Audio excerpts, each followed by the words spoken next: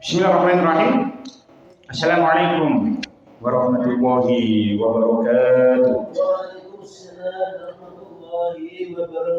Talabani ridha wa adiyana wa nabiyina Muhammadin sallallahu alaihi wasallam ila alihi wa sahbihi wa dhurriyyati wa ahbadihi kiramati min wa sallim wa ila jumma barakatuh wa qarabin wa ila jami tabi'in wa tabi'in wa jumma ilah wa awliya ilah maka bil muhaddis mufassirin khususan Syekh Imam Tabari wa Syekh Abdul Qadir Jilani wa Syekh Fakhruddin Ar-Razi wa Syekh Imam Al-Qurtubi wa Syekh Nabil Qasi wa Syekh Shalih Al-Mahalli wa Syekh Syahrudin Asyuti wa Syekh Sulaiman Al-Jamal wa Syekh Imam Masyuri wa Syekh Imam Asyukani wa Syekh Muhammad Al-Alusi wa Syekh Nawawi Al-Badani wa Syekh Ahmad bin Mustafa Al-Murani wa Syekh Ibn Hashim wa Syekh Hamka wa Syekh Tabari Asy'arawi wa Syekh Tantawi wa Syekh Al-Zuhaili wa Syekh Muhammad Ali wa Syekh Buni wa Syekh Quraisyah wa khususan lagi Syekh Mustafa Al-Bang wa ila jami'i masyayikh khida syawli lahu bil Fatihah.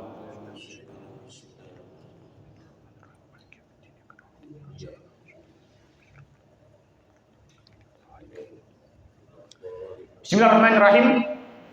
Kita lanjutakan surah Al-Baqarah tasik tenggane ayat 280 gangsal. Qala Allah Ta'ala fil Qur'anil Karim. A'udzu billahi minasyaitonir rajim. Bismillahirrahmanirrahim. Amanar rasulu bima unzila ilaihi min rabbih wal mu'minun kullun amana billahi wa malaikatihi wa kutubihi wa rusulihi la nufarriqu baina ahadin min rusulihi wa qalu sami'na wa ata'na ghufranaka rabbana wa ilaikal masyir. Amanah beneraken sapa rasul utusan bima kelawan barang unzila kang den turunaken besimma ilaihi marang rasul mir rabbi saking pangerane rasul wal mukminuna lan pira-pira wong mukmin kullun utawi kabeh rasul lan mukminun iku amanah ngimanaken sapa kullun billahi ing Allah taala wa malaikatihi lan pira-pira malaikate Allah wa kutubihi lan pira-pira kitabe Allah wa rusulihi lan pira-pira utusane Allah lan fariq orang beda-bedaaken sapa ingsun baina ahadin antarane wong suwiji mir rusuli saking pira-pira utusane Allah wa qalu lan ngendika sapa si rasul sami'na pireng kula wa ata'na lan ngabukti kula ghufranaka nyuwun kula ing pangapura panjenengan Rabbana du pangeran kula wa ilaika lan dhateng panjenengan al-masyiru tawi nggon bali. Kita wae syarepun 280 gangsal. Nabi Muhammad sallallahu alaihi wasallam beneraken kitab Quran kang diturunaken marang panjenengane lan uga wong mukmin. Kabeh mau padha ngimanaken wujude Allah taala lan malaikate Allah, kitab-kitab suci saking Allah lan utusan-utusane Allah. Kabeh padha muni ingsun kabeh ora beda-bedaaken antarane para rasul. Kabeh padha muni ingsun kabeh krungu lan nerima perintah-perintah Allah lan ingsun kabeh padha taat. Kawula sedaya nyuwun pangapura duh Gusti Allah lan dhateng panjenengan piyambak wangsul kula sedaya. Amanar rasul. Rasul telah beriman. Bima dengan sesuatu unzila yang diturunkan ilaihi kepadanya min rabbi dari sisi Tuhannya wal mu'minuna demikian juga orang-orang yang beriman kullun semuanya rasul dan orang-orang yang mukmin itu amanah iman billahi kepada Allah wa malaikatihi dan malaikat-malaikat Allah wa kutubi dan kitab-kitabnya Allah wa rusuli dan utusan-utusan Allah. La nufarriqu baina hadin mir rusuli. Kami tidak membeda-bedakan antara seorang pun dengan yang lain dari rasul-rasulnya. Wa qalu dan mereka berkata sami'na wa ata'na. Kami mendengar dan kami taat. Ghufranaka rabbana wa ilaikal masyir. Mereka berdoa, ampunilah kami ya Rabb kami dan kepada Engkaulah tempat kami kembali. Kita wingi sampun membahas ayat niki nggih. Kalau baleni seketik bahwasanya 2 ayat terakhir penutup Al-Baqarah ini begitu istimewa, mempunyai keutamaan yang sangat banyak sehingga wingi sampun kula critakno fadilah-fadilah sampai koyok yok nopo sampai mulai minggu wingi nggih lek wiritan maghrib sampai wiritan subuh ditambahi sampai 2 ayat terakhir surah Al-Baqarah. Nggih mboten napa-napa wiritane terus dawa maneh mboten napa-napa.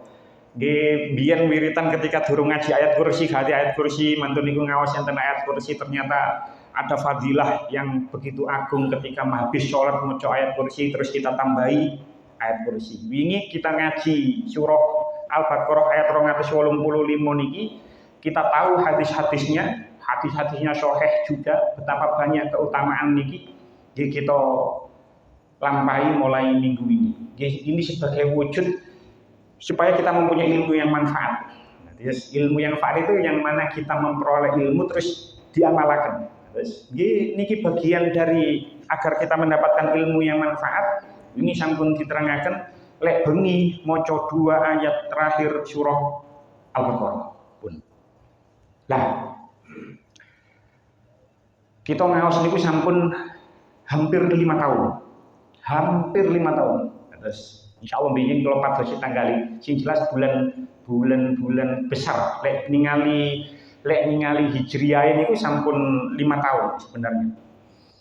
Terus karena kita ngaji ini sampun 5 tahun Al-Fatihah sampai saat ini pun mendekati penutup Al-Baqarah. Itu kalau kita amati, lek kita resapi, ternyata pembukaan Al-Baqarah, kalau penutup Al-Baqarah ini mempunyai makna yang serasi. Jenengan bayangkan iling-iling, betapa banyak makna yang serasi antara pembukaan surah Al-Baqarah dengan penutup Al-Baqarah. Tentang pembukaan Al-Baqarah, Gusti Allah menerangkan tentang ciri-ciri orang yang beriman. Ciri-ciri orang yang beriman, wong sing iman itu wong sing percaya marang kitab yang mana tidak ada keraguan sedikit pun di dalam kitab ini. Tenggone penutup ayat ini juga seperti itu, orang-orang yang beriman itu iman kepada billahi wa malaikatihi wa kutubihi wa rusulihi, sama. Jadi pembukaan ayat surah Al-Baqarah ini, pembukaannya itu menerangkan tentang orang yang beriman. Begitu juga bagian penutup ini. Penutup ini juga membahas orang yang beriman. Kita flashback, insya Allah pun apal kabeh alif lam mim zalikal kitabul la raiba fi. Itu adalah kitab yang mana tidak ada keraguan pada kitab nikmat. Al-Quran itu mukjizat yang paling agung, tidak ada keraguan sama sekali. La raiba fi. Hudal lil muttaqin, petunjuk bagi orang yang bertakwa. Sapa wong sing bertakwa itu? Alladzina yu'minuna bil ghaibi. Wong-wong sing iman marang sing gaib. Apa sing gaib niku nggih banyak yang gaib. Nggih malaikat, nggih termasuk sesuatu yang gaib. Teng mriki nggih dikatakan wa malaikatihi. Wa kutubi wa rusuli, kitab-kitab sing Zabur, Taurat, Injil itu sesuatu yang gaib yang kita tidak tahu, tapi kita iman. Alladzina yu'minuna bil ghaibi wa yuqimuna sholata. Menegakkan sholat itu kalau kita preteli itu menggunakan fi'il mudhari yang mana maknanya itu terus menerus. Wa yuqimuna sholata wa mimma razaqnahum yunfiqun, dan menginfakkan sebagian rezeki yang kami berikan kepada mereka. Sebelum ayat niki kita membahas tentang masalah sedekah. Sebelum ayat niki beberapa pertemuan yang lalu itu kita membahas ayat tentang sedekah, tentang infak di jalan Allah. Jadi ayat niki mirip, maknanya serasi kali pembukaan. Di mang gaib. Dan kalau kita boleh berfi hudalil muttaqin alladzina yu'minuna bil ghaibi wa yuqimuna sholata wa mimma razaqnahum yunfiqun walladzina yu'minuna bima unzila ilaika wa ma unzila min qablik. Dan mereka beriman kepada Al-Quran yang diturunkan kepada Muhammad. Orang-orang yang beriman itu iman marang Al-Quran yang diturunkan kepada Kanjeng Nabi Muhammad, dan iman kepada kitab yang diturunkan sebelum engkau. Wabil akhirati hum yuqinun, dan mereka iman kepada akhirat. Nah, ulaika ala hudam mir rabbihim wa ulaika humul muflihun.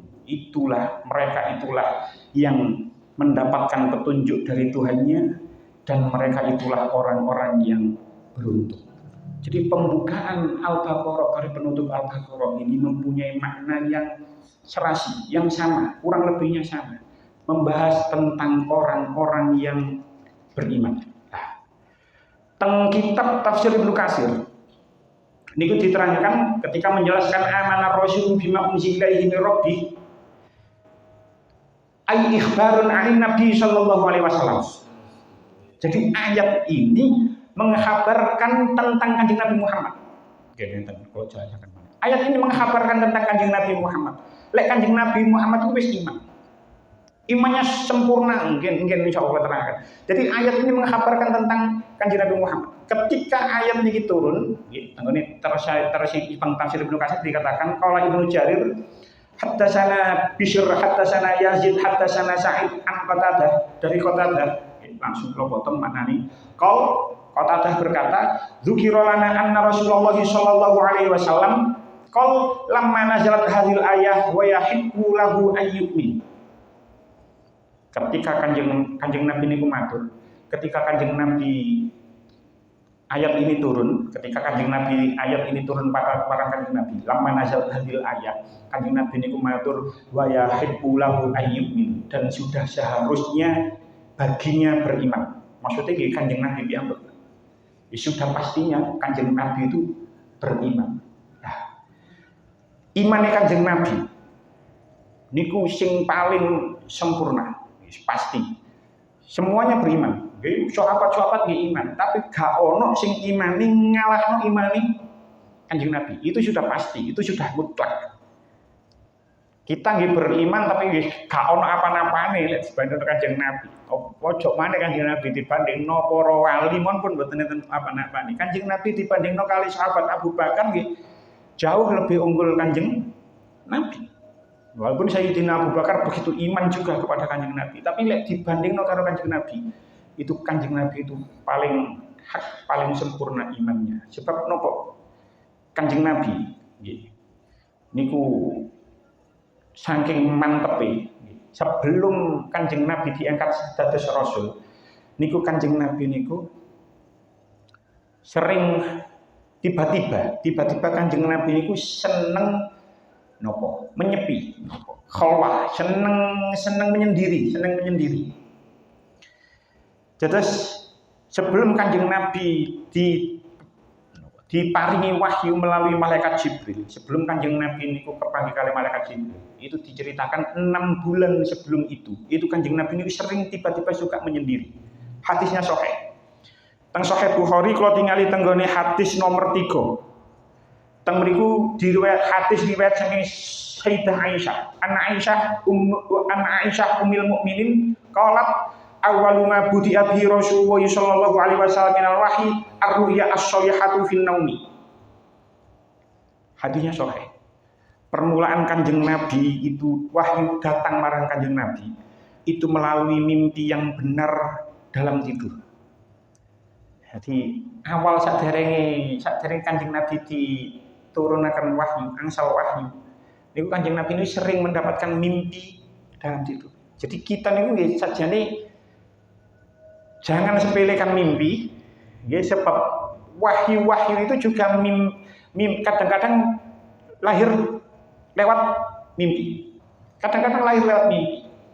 Ya, yang paling sahih Nabi Ibrahim ngipi digengken belek, itu kan wahyu dari Allah melalui mimpi. Jadi, jangan sepelekan mimpi. Mungkin kita mimpi nopo niku sudah mendapatkan isyarat, tapi ojo digebyak ya lek ono ngipi ngene mesti wah aku mari ngipi ngene kok terbeke ngene jangan digebyak ya juga.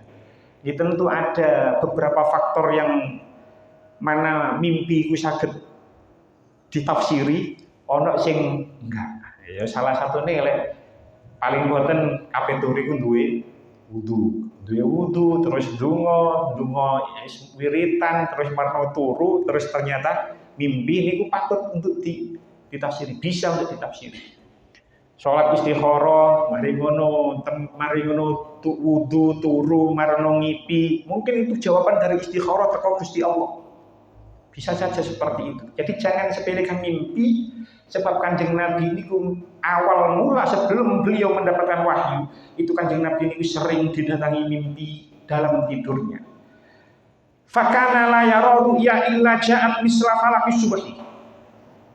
Hadisnya sahih. Dan tidaklah beliau bermimpi kecuali mimpi itu datang seperti cahaya subuh. Jadi bayangkan nggih, lha sakniki padange kaya ngeten yakni lampu pun iku.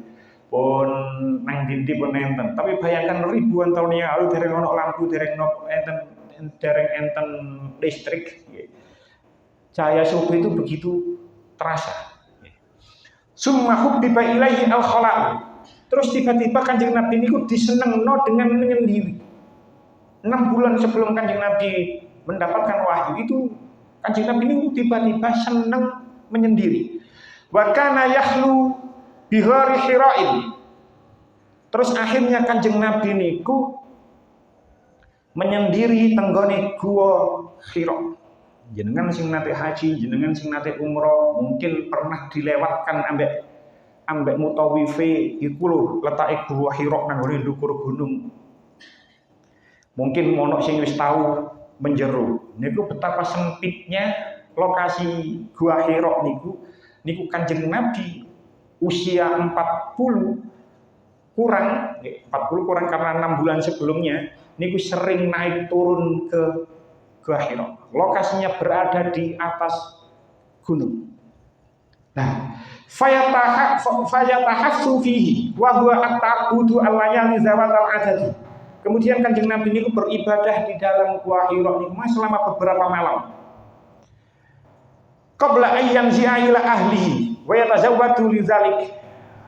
Sebelum Kanjeng Nabi kentekan bekal, Kanjeng Nabi niku teng mriku riyin, engko lek wis kentekan bekale entelas sumayar cilia Khadijah, kemudian balik maneh nang gone Sayyidah Khadijah. Bayangkan Kanjeng Nabi ketika itu kita anggap umur 40, Sayyidah Khadijah sudah umur 55. Kanjeng Nabi simah kan umur selangkung, Sayyidah Khadijah umur 40. Berarti ketika Kanjeng Nabi menerima wahyu atau sebelum menerima wahyu, ketika Kanjeng Nabi sering ke Gua Hira, itu Kanjeng Nabi umur sekawan doso, mendekati sekawan doso, sementara Sayyidah Khadijah umur 55. Fayatazawwadu limisliha. Kemudian Sayyidah Khadijah menyiapkan bekal juga, ya koyo ngene kuman, engko Kanjeng Nabi balik maneh tegone Gua Hira. Seperti itu selama 6 bulan. Bahkan kadang-kadang Sayyidah Khadijah beto bekal sampai menggoni Gua Hira. Bayangkan tengah malam gelap gulita menghindari orang-orang kafir Quraisy. Saat itu berada di Mekah, Kanjeng Nabi itu mengalami intervensi, mengalami tekanan yang luar biasa. Insya Allah mungkin enten keterangan Malik betapa Kanjeng Nabi itu mengalami tekanan yang luar biasa dari kaum kafir Quraisy sehingga dakwanya masih sembunyi-sembunyi. Dereng menerima wahyu, tasik tenggone sering ke Gua Hira niku sembunyi-sembunyi. Hatta ja'al haqqu wa huwa fi ghari Hira. Sampai kemudian datanglah wahyu di Gua Hira. Niku hadisnya sangat panjang. Niku akhirnya bertemu dengan malaikat Jibril, terus akhirnya diperintah untuk membaca dan lain sebagainya. Artinya apa? Kalau boleh saya katakan dengan bahasa zaman sekarang, pengalaman spiritual Kanjeng Nabi itu sangat banyak. Sampai ketemu malaikat Jibril,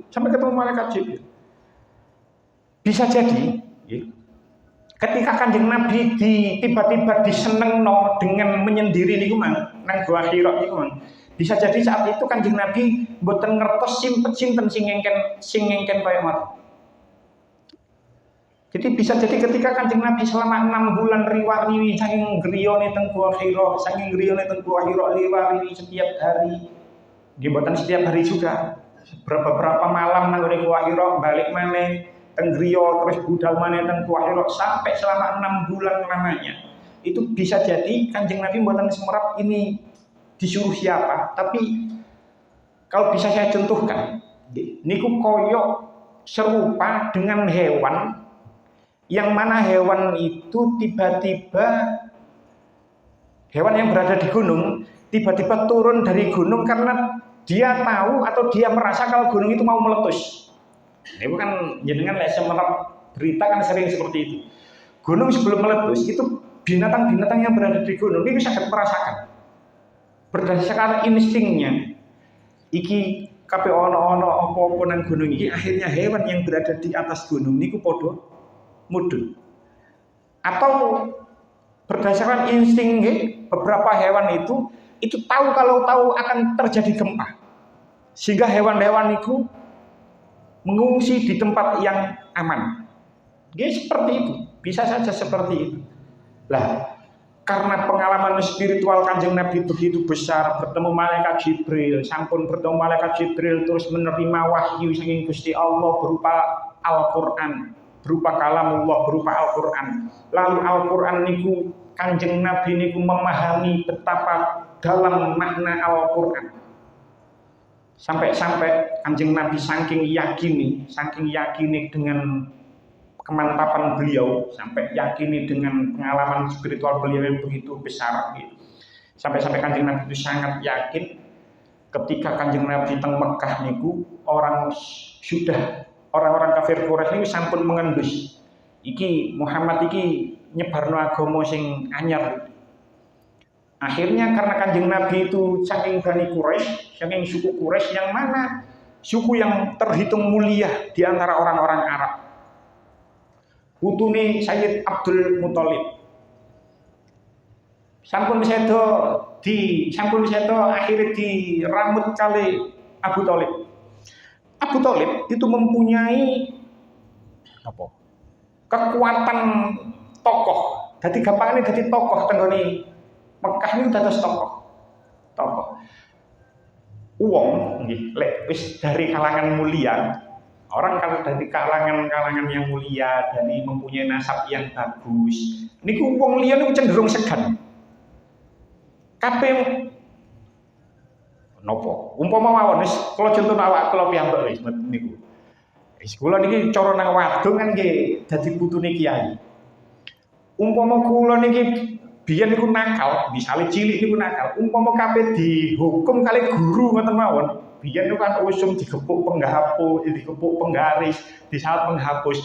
Niki tuh guru niku cenderung segan, kabeh menghukum kula niku segan. Wah iki putune yai, gak wani. Begitu juga Kanjeng Nabi Muhammad.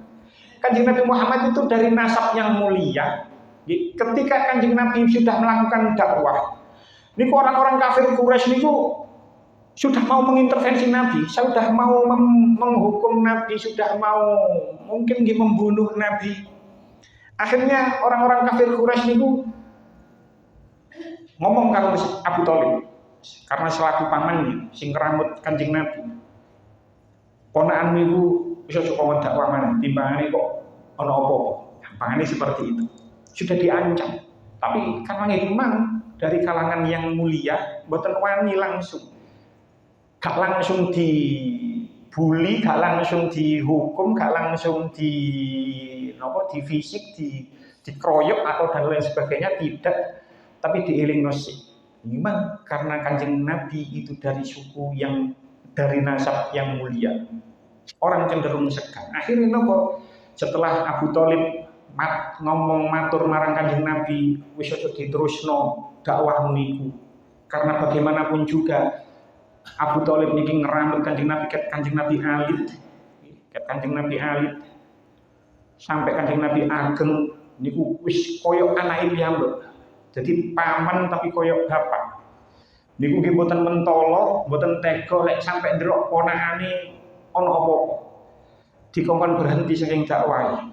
Tapi apa jawab Kanjeng Nabi? Ya wallahi, wahai pamanku, saya bersumpah demi Allah, lau wadau asyamsa fi yamini, seandainya mereka meletakkan matahari di tangan kananku, wal qamara fi yasari, dan rembulan di tangan kiriku, ala atruka hadzal amra, terus aku dikongkon ninggalno perkara iki, dakwah iki, ma taraktuhu, saya tidak akan meninggalkannya.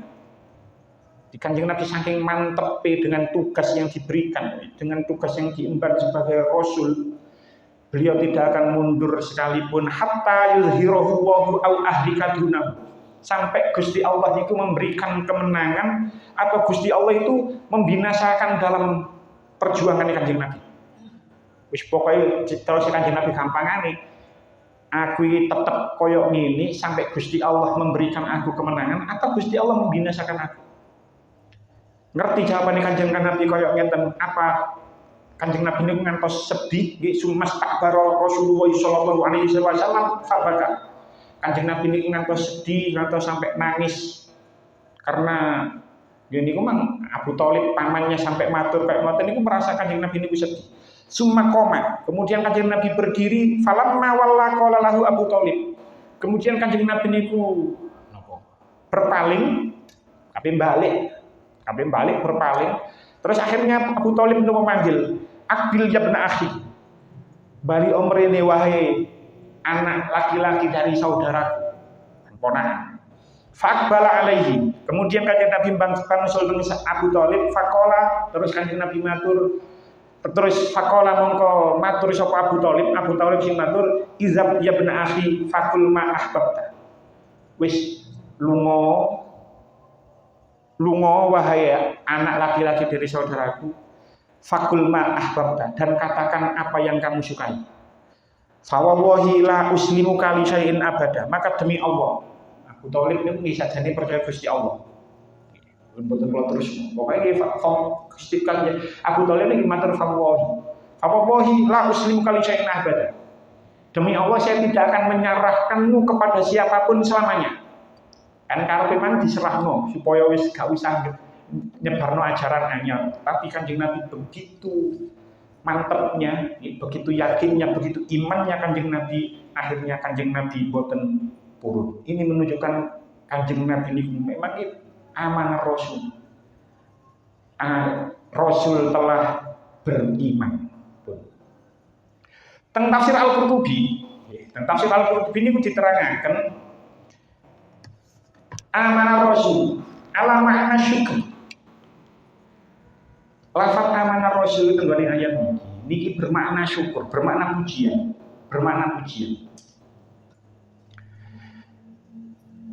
Alhamdulillah ini sampun membahas, kita sudah membahas di pertemuan kemarin bahwasanya ada salah satu pendapat yang mana ayat ini turun ketika Kanjeng Nabi Mi'raj. Kan kemarin kan kita bahas seperti itu. Ayat ini turun ketika Kanjeng Nabi Mi'raj. Bahkan dikatakan semua wahyu, semua ayat Al-Quran itu turun melalui malaikat Jibril kecuali dua ayat ini. Dua ayat niki diterima langsung oleh Kanjeng Nabi saking Gusti Allah ketika Kanjeng Nabi melakukan perjalanan Isra Mi'raj.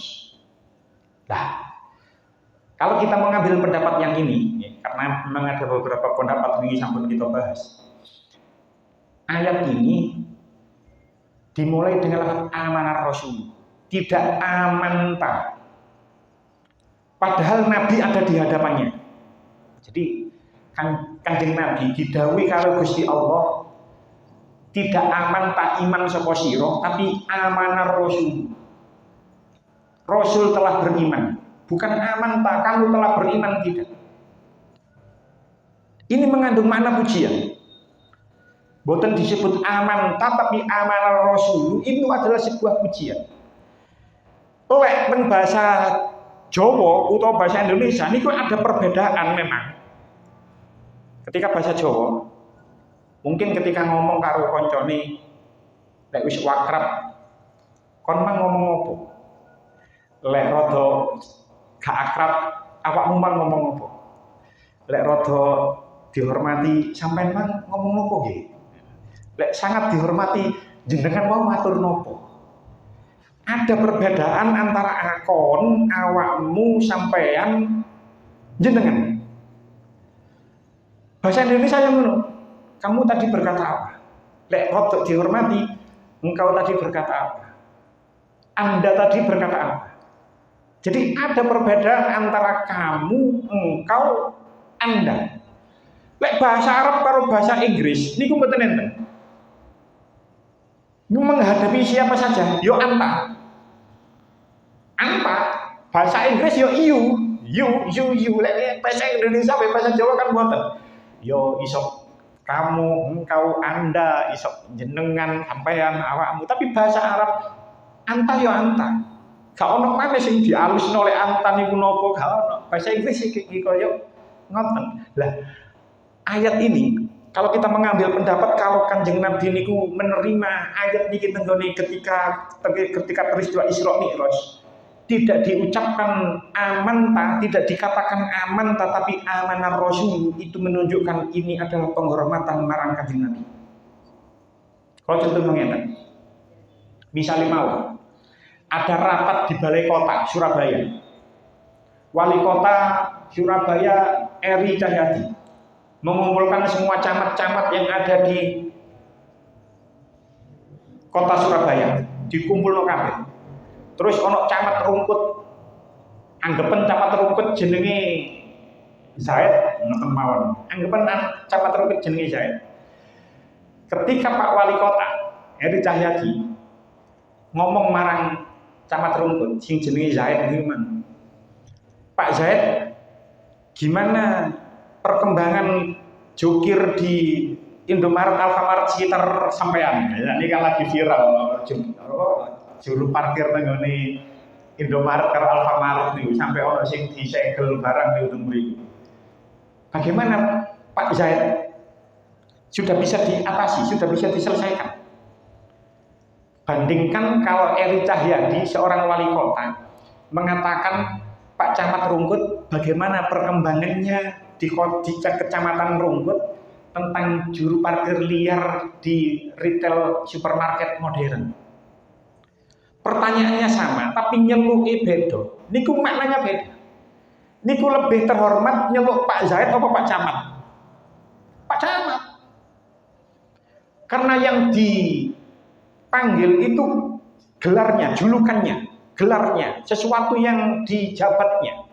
Begitu juga misalnya jenengan matur marang yai, yai pun gak ada jeneng, tapi yo yai lah. Misalnya profesornya sudah punya nama, atau presiden Pak Prabowo misalnya, tapi dibandingkan kita mengucapkan Pak Prabowo atau Bapak Presiden, itu lebih terhormat, lebih menghormati kalau kita mengucapkan Bapak Presiden. Begitu juga lafaz amanah Rasul. Allah begitu memberikan penghormatan marang Kanjeng Nabi sehingga menyebut amanah Rasul. Rasul telah beriman, bukan amanta, iman kamu telah beriman, tidak. Lah, Gusti Allah mau hormat marang Kanjeng Nabi, begitu menghormati oleh Kanjeng Nabi, maka kita sebagai orang yang iman harus menghormati Kanjeng Nabi. Gusti Allah mau menghormati Kanjeng Nabi itu melafatkan lafaz amanah Rasul, tidak amanta. Ojo sampai awak dhewe sebagai orang yang beriman kok malah ora hormat marang Kanjeng Nabi. Lah, Gusti Allah mau memberikan penghormatan yang begitu luar biasa, menyebut amanah Rasulullah, masa awak dhewe niki mengaku orang yang beriman kok gak menghormati Kanjeng Nabi. Salah satu kalau bukti kalau kita menghormati Kanjeng Nabi, yo ketika kita membaca sholawat, yo sing atine sing khusyuk. Atine sing khusyuk madhep marang Gusti Allah, membayangkan seolah-olah Kanjeng Nabi berada di depannya, sing khusyuk. Makanya ini gue saja nih kalau mboten cocok. Lek ono acara majelis sholawat terus mbek joget-joget kaya sing viral-viral, ini saja nih mboten cocok. Ini lho, sholawat mau sholawat kok joget. Joget-joget. Kalau gak cocok lek sholawat kumpul lanang wedok jejer, kadang-kadang malah mbek pacare budal majelis sholawat. Wis mboten cocok blas. Di tengah-tengah sholawat malah rokokan jedal-jedul, mboten cocok blas. Bagaimana kita bisa mengatakan kita menghormati Kanjeng Nabi, tetapi ketika kita membaca sholat marang Kanjeng Nabi, kita malah joget-joget, malah ikhtilan kumpul lanang karo wedok sing boten mahram, malah rokokan di tengah-tengah sholawat. Makanya ini wis sing cocok nih wis melok narian nang kene. Wis ngene wis sing kula cocok-cocok kene wis. Wis maca narian sing ati sing khusyuk. Wis masih omong sing melok titik-titik wis mboten napa-napa. Sing penting maca sholawat atine khusyuk, gak ate joget-joget, gak kumpul lanang wedok campur dadi siji, gak ono sing rokokan. Cuman ki timbangane lek kaum mendang mending, timbangane nang karaoke, timbangane dugem, timbangane mboten karu-karuan mending salat joget-joget Gus. Lek ki karuan-karuane ya sepepet lek musuh karuan-karuane. Nggih lek pancen dibandingno ambek koyo ngono, karaokean misale ya mending selawat sing joget-joget niku man. Tapi kula pribadi mboten cocok kula ambek acara-acara kados ngoten niku man. Pun balik tenggone ayat. Jadi ketika balik ke tafsir Al-Qurtubi, amanar rasul. Terus lanjutannya ayat amanar rasulu bima unzila ilaihi mir rabbih. Bima unzila ilaihi mir rabbih ay sadaqar rasulu bima unzila ilaihi mir rabbih. Kanjeng Nabi itu membenarkan dengan apa yang diturunkan oleh Allah kepadanya dari sisi Tuhannya. Kanjeng Nabi membenarkan. Ketika Kanjeng Nabi diaturi oleh Gusti Allah, amanar rasulu bima unzila ilaihi mir rabbih. Niki jenengan bayangno. Tengene mriki dikatakan tafsir Al-Qurtubi dikatakan fa arada an-nabiyyu sallallahu alaihi wasallam ayyusharika ummatahu fil karamati wal fadilati. Kanjeng Nabi niku menginginkan agar umatnya itu mendapatkan keutamaan dan kemuliaan. Akhirnya umat ini ku dikatutna oleh Kanjeng Nabi. Akhirnya Kanjeng Nabi matur wal mu'minuna kullun amana billahi wa malaikatihi wa kutubihi wa rusulihi. Niki dawuhe Kanjeng Nabi.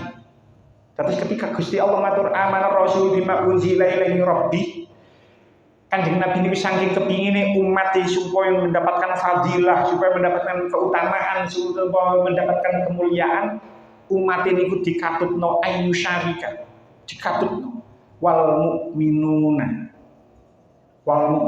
dan orang-orang nggih wong mukmin niku nggih iman kullun amana billahi kullun sadwaya nggih rasul dan orang-orang yang beriman itu iman billahi kepada Allah wa malaikati dan malaikat-malaikat Allah wa kutubi dan kitab-kitab Allah wa rusulihi dan rasul-rasul Allah.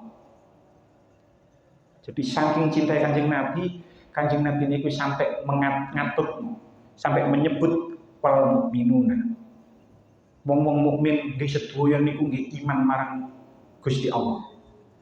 Wong sing iman marang Allah, sedaya sing iman marang Allah niku iman lek Gusti Allah niku esa. Gusti Allah itu tunggal, ahadun wahidun fardun somadun. Tidak bergantung pada sesuatu selain Allah, tidak bergantung pada sesuatu yang lain. Tidak ada Tuhan selain Allah. Orang yang beriman pasti mengimani, pasti meyakini kalau Allah itu esa. Beda karo wong Yahudi, beda karo wong Nasrani. Wong Yahudi menganggap Gusti Allah itu duwe anak jenenge Uzair, orang Nasrani menganggap Gusti Allah itu mempunyai anak Isa, Yesus. Jadi orang iman itu tauhid, mengimani lek Gusti Allah itu esa. Amanah billahi, kullun amanah billahi wa malaikatihi. Wong iman niku ya iman marang malaikat. Semua malaikat itu telah yang gaib.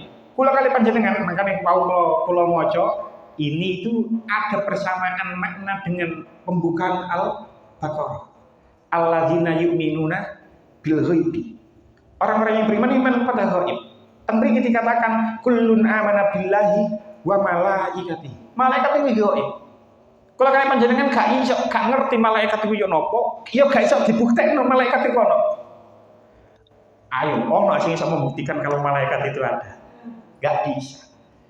Tapi karena Gusti Allah matur lek malaikat iku ana makhluk jenenge malaikat, Kanjeng Nabi iki matur kados ngaten, kula kali panjenengan iman. Iman tanpa bukti, iman tanpa bukti apapun. Maksudnya bukti sing bersifat indrawi, boten saged ditingali kali meripat, boten saged dirasakno ambek nyekel, boten saged dirasakno kali ambu, tidak bisa dibuktikan secara indrawi. Malaikat itu Kula kali panjenengan yakin lek malaikat iku ono. Ono malaikat sing bertugas nggih menyampaikan wahyu. Kita tidak tahu malaikatnya bentuknya bagaimana, tapi kita yakin kalau malaikat yang menyampaikan wahyu itu bernama Jibril. Kita meyakini kalau ada malaikat yang bertugas membagi rezeki. Kalau paling panjenengan mboten semerap malaikat ya ono apa bentuke malaikat itu mang, tapi kita tahu kalau malaikat itu bernama Mikail. Kalau paling panjenengan rolek boben dina ana wong mati. Ono malaikat sing bertugas mencabut nyawa. Kula kali panjenengan gak ngerti malaikat, tapi kula kali panjenengan rolek iku jenenge malaikat Israil. Kula kali panjenengan yakin nek dina kiamat itu bakal teko. Itu sesuatu yang gaib. Kiamat itu pasti datang. Itu kita tidak tahu kapan. Itu sesuatu yang gaib, tapi kita yakin kalau kiamat itu nanti akan datang. Terus ono malaikat sing bertugas meniup sangkakala yaitu malaikat Israfil. Malaikat Israfil niku, Pak, diciptakan sampai saiki ini durung bertugas sama sekali. Durung bertugas sama sekali malaikat Israfil ini. Jadi kan diciptakan, malaikat-malaikat liyane kan pun bertugas sedaya. Malaikat Jibril bertugas, malaikat Mikail bertugas, Israil pemane Israil, apa bertugas bawendino niku Israil niku. Sak dunya. Malaikat Israfil niku kan diciptakan sampai sakniki niku guru tau bertugas sama sekali. Saumpama koyo menungso ngoten nggih bentuke niku siap ngentok ning malaikat Israfil niku. Kasut karena perintah tok diceritakan malaikat Israfil niku selalu melihat arus. Lek ono perintah kok tuh sepul wis langsung disepul kan deket biyen ngene malaikat Israfil niku tugas. Dereng bertugas sama sekali. Dan kita ya tahu kalau 4 malaikat ini adalah gampangane komandan. Komandannya malaikat nih papat nih, Jibril, Mikail, Israfil ini 4 komandan malaikat. Dan kita tahu ono nanggone kubur ono sing bagian nakoni mungkar nakir, kita tahu ono sing bagian mencatat amal kebaikan keburukan. Kita tahu semuanya. Kita mboten semerap bentuke malaikat ya nopo, tapi kita iman marang malaikat. Tanpa kecuali. Beda karo wong Yahudi. Wong Yahudi niku memusuhi malaikat Jibril. Wong Yahudi memusuhi malaikat Jibril. Ketika malaikat Jibril menurunkan bertugas menyampaikan wahyu kepada Kanjeng Nabi Muhammad. Yaitu Al-Qur'an niku sing nyampaikno niku melalui perantara malaikat Jibril. Ketika orang-orang Yahudi niku tahu, iki teko sapa Qur'an, teko malaikat Jibril. Orang Yahudi gak gelem. Kalau saumenggo sing ngekeki wahyu ku Mikail, aku gelem iman. Jadi orang-orang Yahudi itu memusuhi malaikat Jibril. Mboten tanggung-tanggung sing dimusuhi ku malaikat Jibril, orang-orang Yahudi niku. Nah, kita niku iman marang semua malaikat. Lanjutannya ayat wa kutubihi dan kitab-kitabnya. Kitab-kitab Allah kita yakin, kita iman sedaya. Ono kitab Zabur, ono kitab Taurat, ono kitab Injil, ono suhuf Ibrahim, suhuf Musa, ada suhuf Nabi Syed, nabi-nabi yang lain. Itu kita iman. Walaupun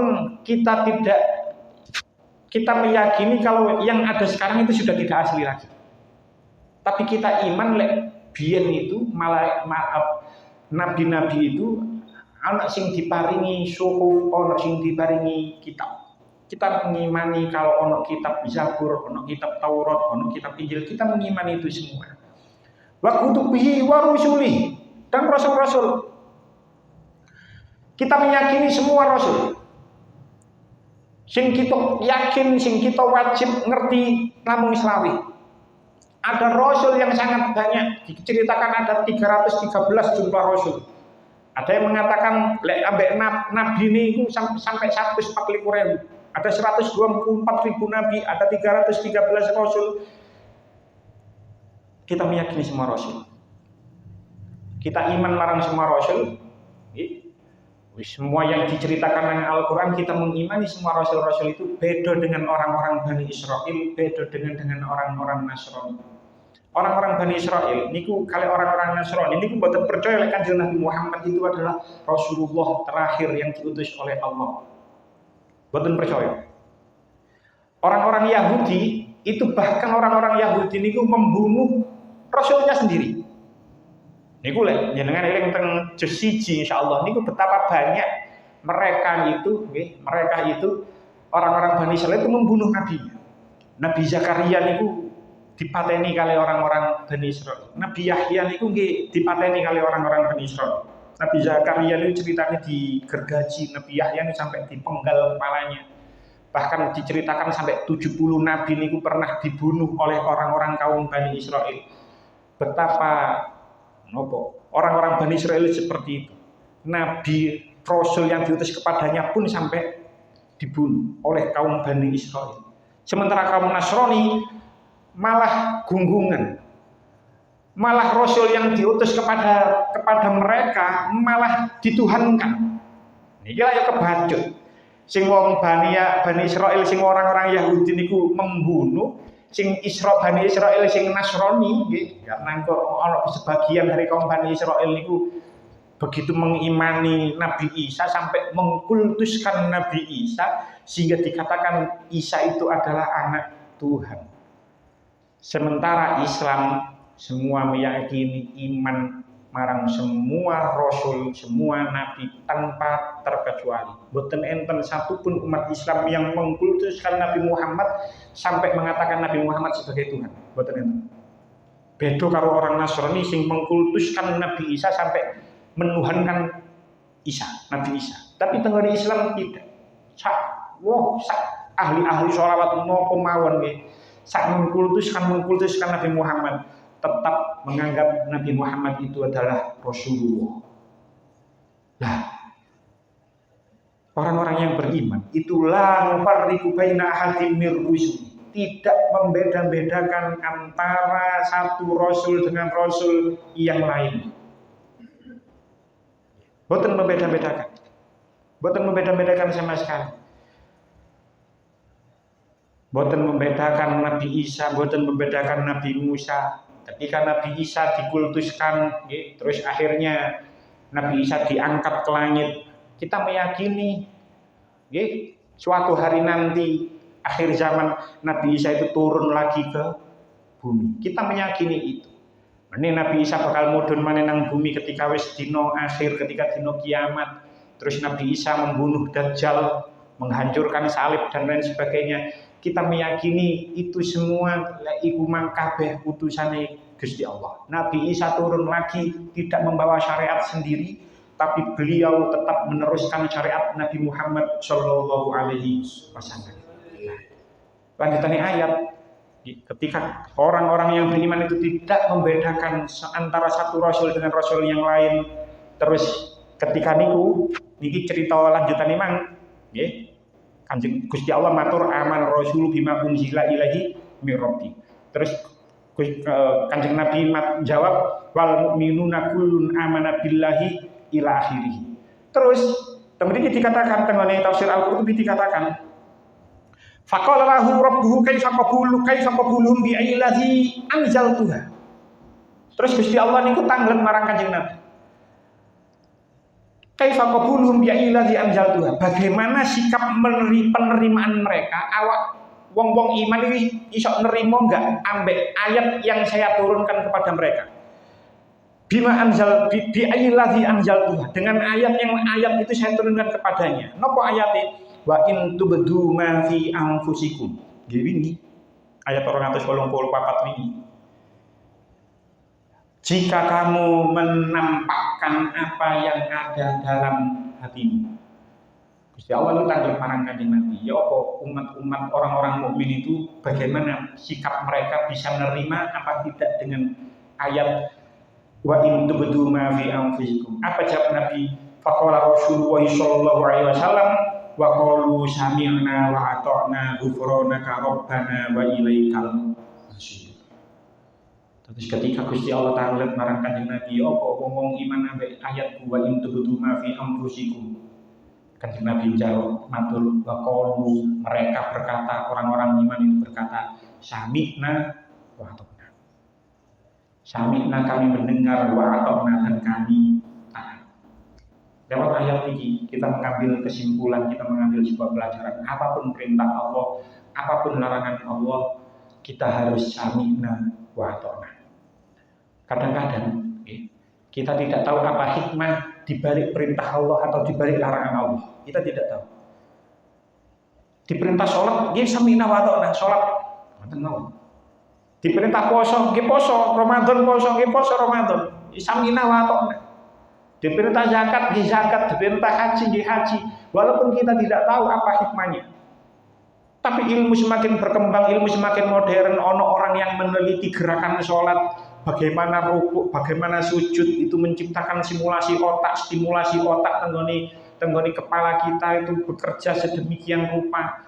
Diteliti ternyata sholat itu gerakan-gerakannya sangat menyehatkan. Ini kan akhir-akhir saja orang meneliti seperti itu.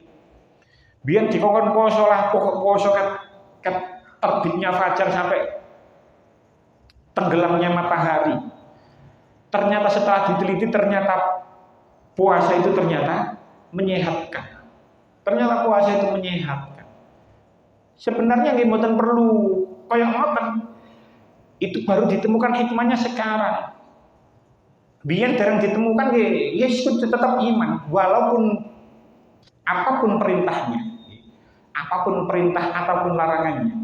Selama itu sudah diperintahkan oleh Allah, selama itu sudah dilarang oleh Allah, maka kita sebagai orang yang beriman harus mengucapkan sami'na wa ata'na. Ojo, wah kalau gak roh hikmah apa gak roh alasan wis gak tak lakoni. Jangan. Kita sudah dilarang memakan bangkai, kita sudah dilarang memakan darah, kita dilarang minum khamr, kita dilarang makan daging babi. Itu tidak usah ditanya apa hikmahnya, walaupun akhirnya tahu. Ilmu kedokteran membuktikan darah itu mengandung banyak bakteri, bangkai juga mengandung banyak bakteri. Nanti kalau dimakan nanti bisa menyebabkan sakit, organ tubuh menjadi rusak dan lain sebagainya. Walaupun orang sing nyerengkal babi niku kan biyen niku kan ketika babi niku dilarang, orang kedokteran ini awal-awal masa-masa kedokteran itu kan diarani daging itu mengandung cacing pita. Cacing pita yang mana nanti menyebabkan kerusakan organ atau gak sehat nanggone awak. Tapi kalau babi niku diternak secara higienis dengan peralatan modern, cacing pita lek wis bisa dibersihkan, apakah lantas menjadi daging babi itu haram kan ya lagi? Apakah lantas daging babi niku dados halal kan ya tetap haram. Jadi apapun perintah atau larangan Allah, senajan kita tidak mengetahui hikmahnya, kita harus bersikap sami'na wa ata'na. Nah, kadang-kadang atau bahkan mungkin seringkali kita niku kepreset. Jadi kadang-kadang kita niku tidak menjalankan apa perintah Allah. Kadang-kadang mungkin kita niku malah menjalani apa yang dilarang oleh Allah. Kadang-kadang kepreset. Atau mungkin sering kali kita kepreset balik kepreset. Jadi kepreset koyok ngoten, kita jangan lupa untuk selalu minta ampun kepada Allah. Ghufranaka Rabbana wa ilaikal masir. Ampunilah kami, ghufranaka ampunilah kami, Rabbana wahai Tuhan kami, wa ilaikal masir, dan kepada Engkaulah tempat kami kembali. Mungkin awak dewi sering kepreset. Jadi memang buatan melampaui perintah ya Allah, malah menjalankan larangan Allah. Maka dari itu kita jangan pernah henti-henti untuk meminta ampun kepada Allah. Lanjutan cerita insya Allah diteruskan minggu selanjutnya.